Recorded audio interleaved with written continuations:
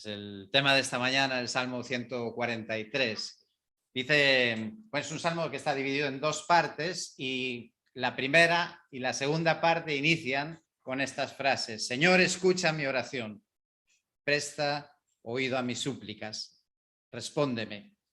Y otra vez el verso 7, respóndeme pronto, oh Señor.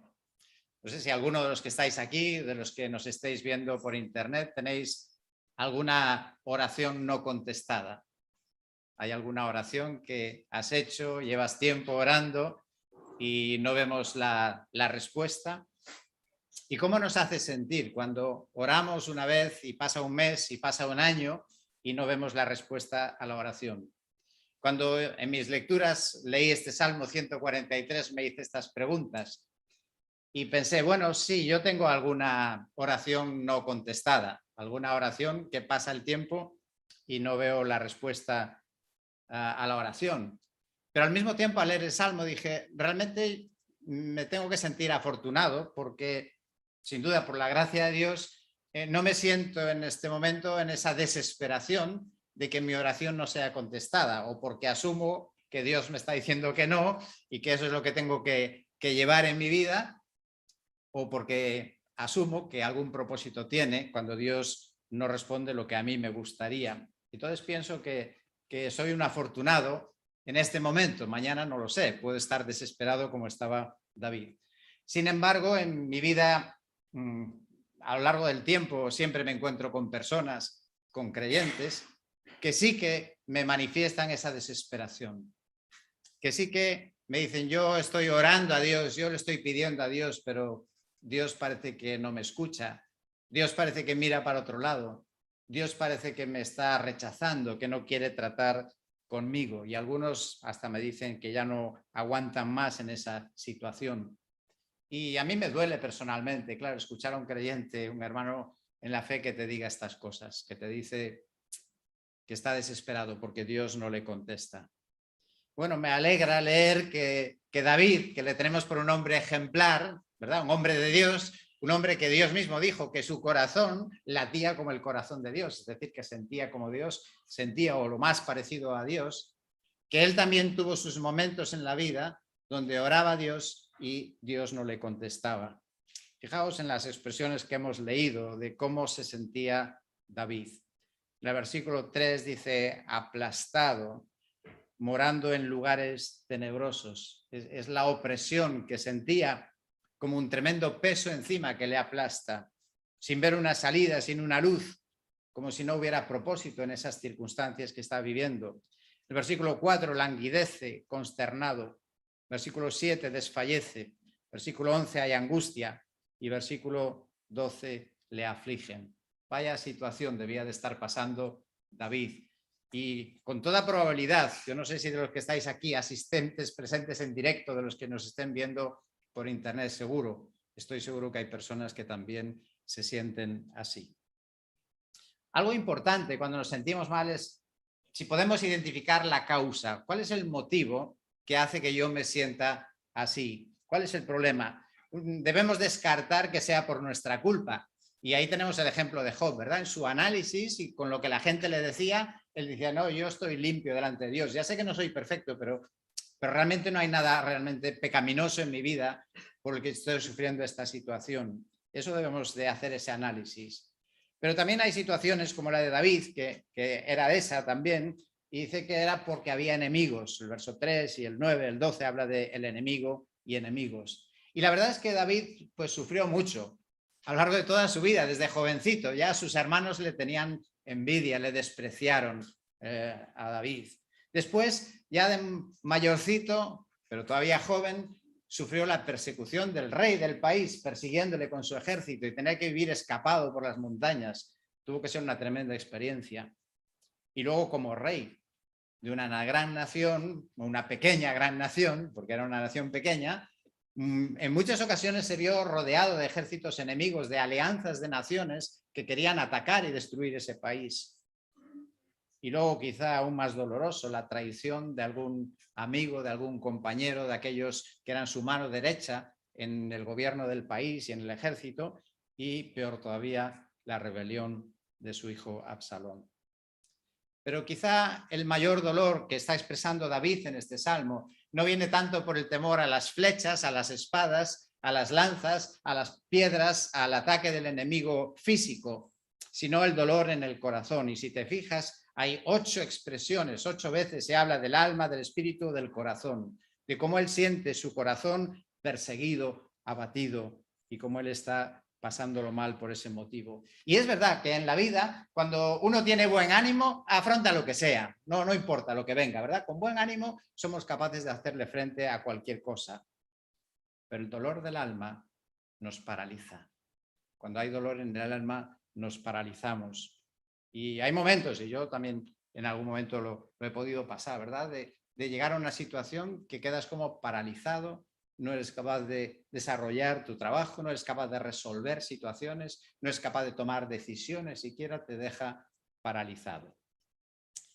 El enemigo pueden ser muchas cosas también, ¿no? Cada persona, cada caso será diferente. En algunos casos son personas. Puede ser personas, un vecino, un compañero de trabajo que te está amargando la vida. Puede ser un familiar, un problema familiar, un compañero de estudios. A veces son realmente una tortura, ¿verdad? Y si tienes que estar 8 horas todos los días de tu trabajo con alguien así, pues es doloroso. Otras veces son circunstancias de la vida que son difíciles de llevar. A veces el enemigo somos nosotros mismos. Si alguien ha dicho no, que somos nuestros peores enemigos, somos nosotros, que nos destruimos, nos autodestruimos. Podemos tener una mala percepción de nosotros mismos, o lo que otros llaman una autoestima baja. Podemos tener una mala percepción de las circunstancias que nos rodean y ver negro lo que no es realmente tan negro. O tener falsas expectativas en la vida. Ahí atrás os comentaban de aquella mujer, ¿verdad?, que esperaba a su príncipe azul y claro, llegaba el hombre de trabajar sudoroso, cansado y no se parecía en nada a ese príncipe azul que llega a casa. Sí, a veces tenemos falsas expectativas. A veces nos persiguen las culpas también, las culpas del pasado, del presente, de las cosas que hemos hecho mal en nuestra vida. Y también el enemigo puede ser de naturaleza espiritual. Somos conscientes que existe también alguien que puede manipular nuestros pensamientos, puede influir en nuestra mente, en nuestros pensamientos y nos roba la vida, nos tortura con pensamientos negativos. ¿Qué podemos hacer? ¿Qué podemos ver en este salmo, en David? ¿Cómo afrontar una situación así difícil en nuestras vidas?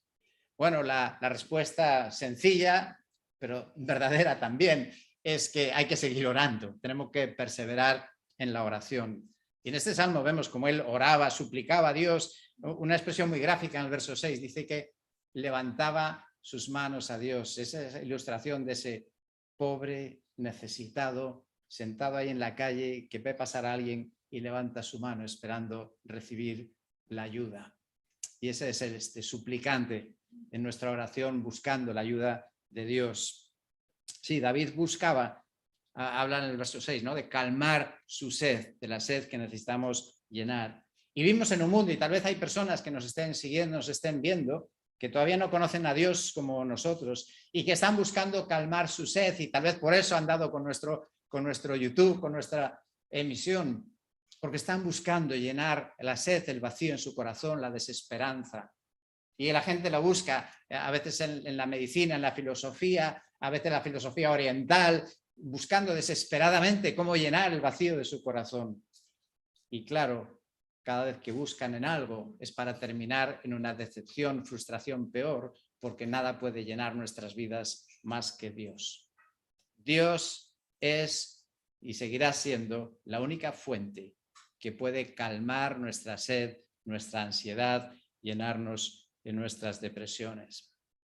¿Recordáis la escena de Jesús yendo de viaje? Se encuentra por el camino con una mujer se encuentra con él.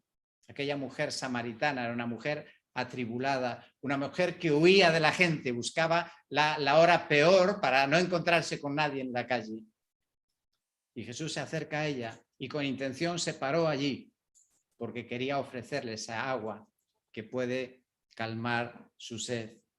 Y el mismo Evangelio de Juan, un poquito más adelante, nos habla de también una situación curiosa, que habla también de calmar la sed, que es en medio de una fiesta. Hombre, los que están de fiesta tienen ansiedad, sí. Y es verdad que tenemos miles y miles de personas que pueden ir de fiesta, pero tienen el vacío en su corazón. Y dice que Jesús en aquella ocasión, en el gran día de la fiesta, les dijo, si alguno tiene sed, que venga a mí y beba. Y Jesús sabía que detrás de nuestras caretas, de la compostura, de saber estar, las caretas de aparentar que todo va bien, Él ve tu corazón y Él sabe lo que puedes estar sufriendo. Y Él dice a alguien, si hay alguien aquí que tenga sed, venga a mí y beba. ¿Por qué no probamos esa agua que puede satisfacer nuestro corazón? No hay nada como Dios que puede llenar nuestra vida.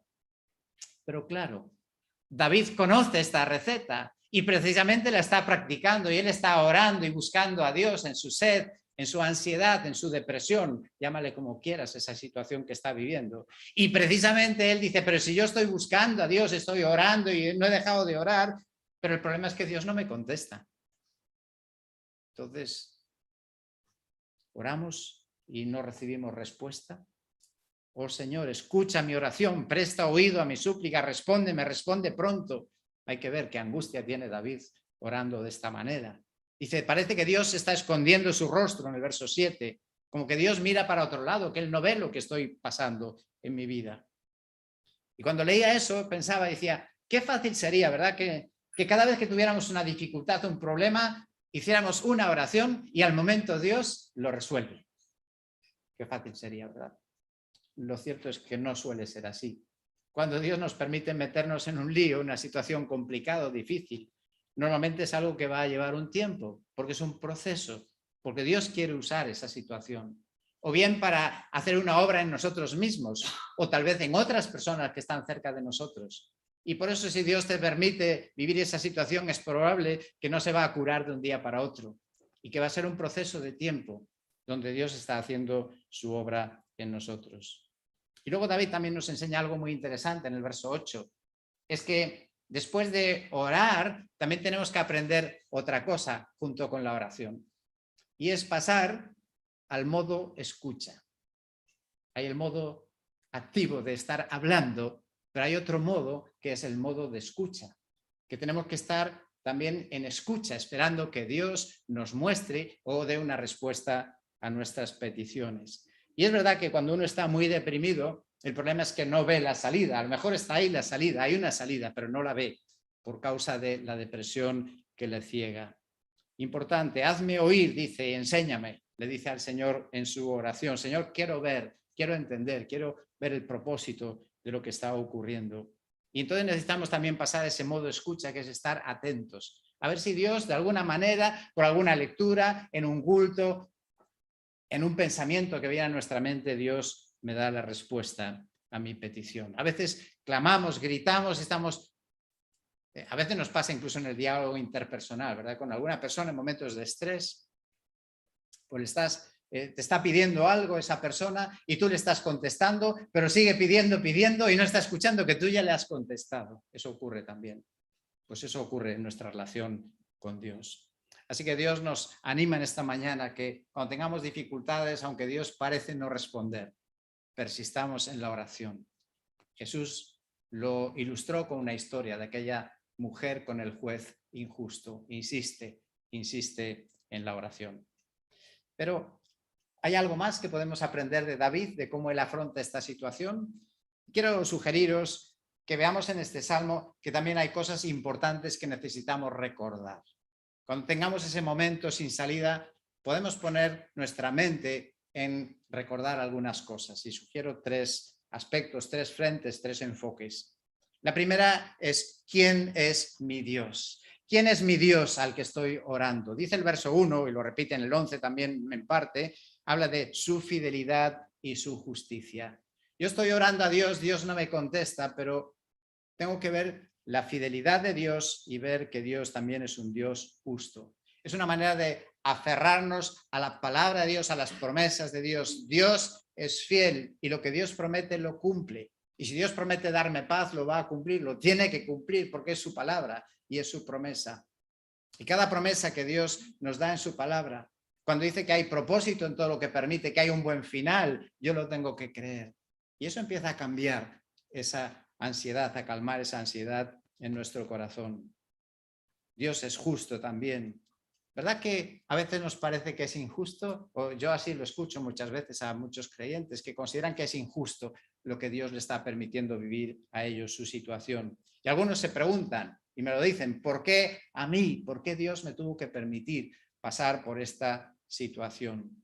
Pues la fidelidad de Dios y la justicia de Dios me lleva a seguir esperando que Dios tiene un buen final. Otro aspecto de Dios que David tiene en mente cuando está orando, recordando la fidelidad de Dios, la justicia de Dios, también su misericordia. Lo repite en el verso 8 y el 12. Dios es misericordioso, Dios no es indiferente a nuestro dolor, a nuestro sufrimiento. Y Dios es misericordioso también con nuestras faltas. Si piensas que es por alguna falta, Dios también es misericordioso. Algunos me dicen eso, ¿verdad? Yo creo que Dios no me perdona. Es que Dios no perdona las cosas malas que hago. Es que tengo malos pensamientos, malos sentimientos. O he metido la pata y vuelvo a caer en lo mismo. Y debe ser por eso que Dios no me contesta. Bueno, poder ver que es un Dios también de misericordia nos da una tremenda confianza que Dios nunca nos rechaza. Y por eso el verso 9 nos lleva a ver que, Señor, en ti me refugio. Señor, no me contestas, pero me refugio en ti. Hay una segunda cosa que debemos de recordar, también nos enseña David. Debemos de recordar quién es el Dios al que oramos, pero en segundo lugar también recordar quién soy yo. ¿Quién soy yo? Dice el verso 2 y el 12 lo repite. Yo soy tu siervo. Le dice, Señor, yo soy tu siervo, el que está orando. ¿Y qué quiere decir que seamos siervos de Dios? Pues quiere decir que Dios es tu jefe, que Dios es tu amo, que Dios es el Señor de tu vida. Y por lo tanto yo no tengo derecho a discutirle ni a opinar, porque tampoco tengo todo el conocimiento ni la capacidad de cómo Dios quiere usar mi vida. ¿Verdad que algunos en vuestros trabajos mandan a hacer cosas que no os gustaría o que pensáis que se debían hacer de otra manera? Pero como es el jefe el que manda, él lo hace o tú lo haces porque él es el que manda. Y así hemos de ver que mis circunstancias forman parte de la obra de Dios. Dios te está usando en ese dolor, en esa situación que no te agrada, Dios la está usando. O bien para transformarte a ti o para hablar a otras personas.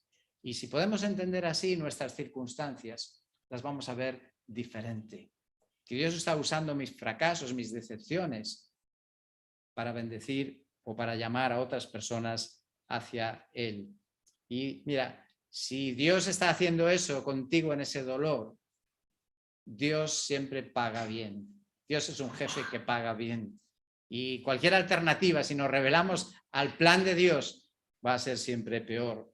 Por eso la oración que hace David en el verso 10 dice, Señor, enséñame a hacer tu voluntad, tu buen espíritu me guíe a tierra firme. No es suficiente, nosotros todos aquí somos muchos creyentes veteranos, ¿verdad? Y casi sabemos qué es lo que Dios quiere y lo que Dios no quiere, pero no es suficiente saberlo. Dice, enséñame a hacer. ¿Cómo lo hago? Sabemos la teoría, pero ¿cómo lo hacemos en el día a día? Señor, ayúdame a cumplir tu voluntad, a hacerla en la situación que tengo mañana, lunes. Y tu espíritu me guíe a tierra firme. Habla de seguridad, de pasar de la inestabilidad emocional a una estabilidad cuando confiamos y hacemos la voluntad de Dios. Mira, el ser consciente de estar en la voluntad de Dios da un descanso tremendo. A mí es lo que me da muchísima paz. Cuando estoy en situaciones difíciles o que uno no entiende, pensar, bueno, yo he orado, he pedido a Dios, he buscado la voluntad de Dios y estoy convencido que esa decisión, este camino, esto que estoy haciendo es lo que Dios quiere que haga en este momento.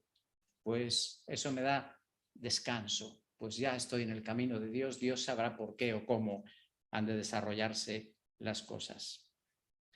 En este pensar de nosotros mismos, no solamente tenemos que vernos así como lo que somos siervos de Dios y Dios te está usando en esas situaciones. En segundo lugar, sobre nosotros también, el verso 2, David reconoce nuestra condición humana y tenemos que ser humildes y reconocer también nuestras limitaciones. Dice que no hay nadie justo, por lo tanto David está reconociendo, yo tampoco soy perfecto.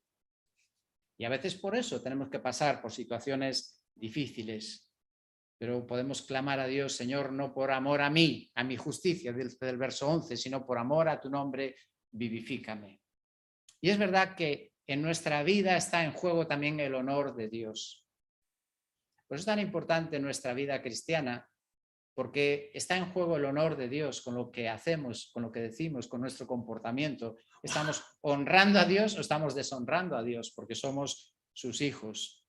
Y por eso dice, por amor de tu nombre, Señor, aunque no sea por amor a mí, yo ya sé que no soy muy bueno, yo ya sé que tengo muchos defectos, yo ya sé que tengo muchas faltas, pero Señor, por amor a ti, ayúdame y vivifícame, dame una nueva oportunidad, una nueva vida. No me dejes tirado por amor a tu nombre. Dice el verso 10 y el 12, porque tú eres mi Dios y yo soy tu siervo. Es bueno recordar siempre esa relación que tenemos con Dios. Hay extremos, ¿verdad? Hay los que ven a Dios como alguien lejano, distante, un ser tirano que gobierna el universo, y otros lo ven como un amiguete para ir, bueno, si me permitís la expresión, para ir de copas con él. No. Él es mi Señor y yo soy su siervo. Y por lo tanto tengo que estar a su disposición y lo que Él disponga para mi vida es bueno. Sí, no lo entiendo, vale. Pero Él es el Señor y yo le he entregado mi vida a Él. Y le he dicho que Él sea el Señor, que Él gobierne mi vida. La cantamos a veces, yo quiero que gobiernes mi caminar. Pues si eso es lo que quieres, acepta lo que Él está permitiendo en tu vida. Sí, recordar quién es mi Dios, recordar quién soy yo. Y en último lugar, recordar también las obras de Dios en el pasado, versículo 5. Qué bueno es hacer un alto en el camino y mirar hacia atrás. Aunque sí, no se puede conducir un coche mirando por el espejo retrovisor, ¿verdad? Hay que mirar hacia adelante, pero tenemos el espejo y en la autoescuela siempre te recordaban, decían, hay que mirar de vez en cuando al espejo, hay que mirar de vez en cuando. Y por eso es tan importante. Y cuando yo saqué el carnet solo había un espejo. Después ya vinieron las leyes que hay que poner 2 espejos más, porque es importante el retrovisor. Dice el verso 5, recordar las obras de Dios. El modo de salir de una depresión, no una depresión química, eso es otro problema, es un problema médico, pero una depresión por las circunstancias, provocado por las circunstancias. ¿Cómo podemos recuperar la esperanza? Porque la desesperación es desesperanza. ¿Cómo podemos recuperar la esperanza?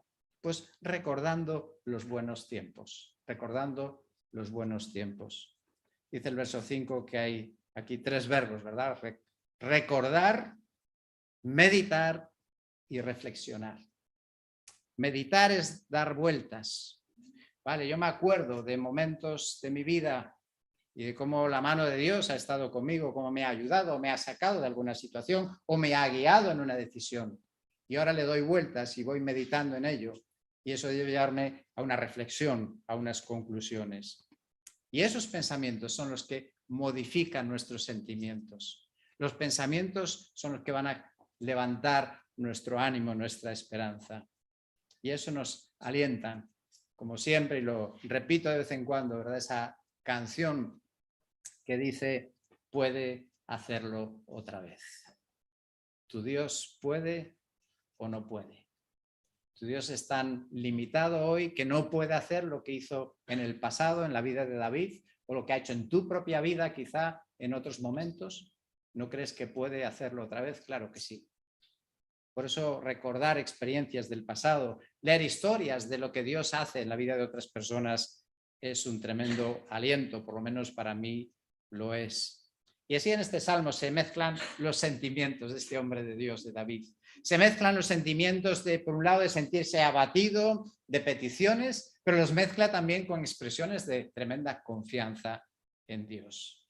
Recordar, meditar y reflexionar mantiene nuestra mente en Dios y no en los problemas. ¿Y sabéis qué? De eso se trata esta reunión. Recordar, haced esto en memoria de mí. Y Jesús sabía que hay momentos que tenemos que parar y usar el retrovisor. Haced memoria de mí. ¿Quién es tu Dios? Cómo Dios te ama profundamente, cómo Dios nos ama y cómo Dios quiere lo mejor para nuestras vidas, aunque sea a veces pasando por el valle de lágrimas. No sé si te habrá pasado, pero yo reconozco que sí. ¿Cuántas veces has estado a punto, por ese ánimo decaído, de no leer tu porción diaria, de no leer la Biblia este día? ¿O cuántas veces ha llegado el domingo, el día de ir al culto, o el jueves de conectarte a la reunión de oración y te sientes abatido y no tienes ganas de ir? Pero quizá por algo, no sé, a lo mejor en mi caso es más por obligación, ¿verdad? Pero ¿cómo voy a decir, mañana no voy al culto, ¿verdad? No lo entenderíais. Pero somos humanos y a veces ocurren estos sentimientos. Pero os habrá pasado lo mismo que a mí, que aunque lo hiciéramos por una decisión de obligación o empujado por las circunstancias o por alguien, has salido reconfortado. Porque venir y poner nuestra mente en Dios es lo que levanta nuestro ánimo, nuestra esperanza y nuestra confianza. Porque ya somos mayores, hemos cantado muchas veces, ¿no? Aquel himno de mi gozo está en tus atrios. Y Ernesto está temblando, este va a pedir ya un himno del siglo pasado. Bueno, no voy a pedir en esta mañana, tuve la tentación. Bueno, si alguien luego lo quiere pedir, lo puede pedir. Pero recordé ese himno, ¿verdad? Y dice ese himno, traer a la memoria las pruebas, las evidencias de tu amor. Dios me ama. Y traer a la memoria las pruebas de tu amor, dice, do el alma tantas veces su fuerza y luz halló. Que el Señor nos fortalezca en esta mañana, nos ilumine, nos dé esa luz para afrontar una nueva semana.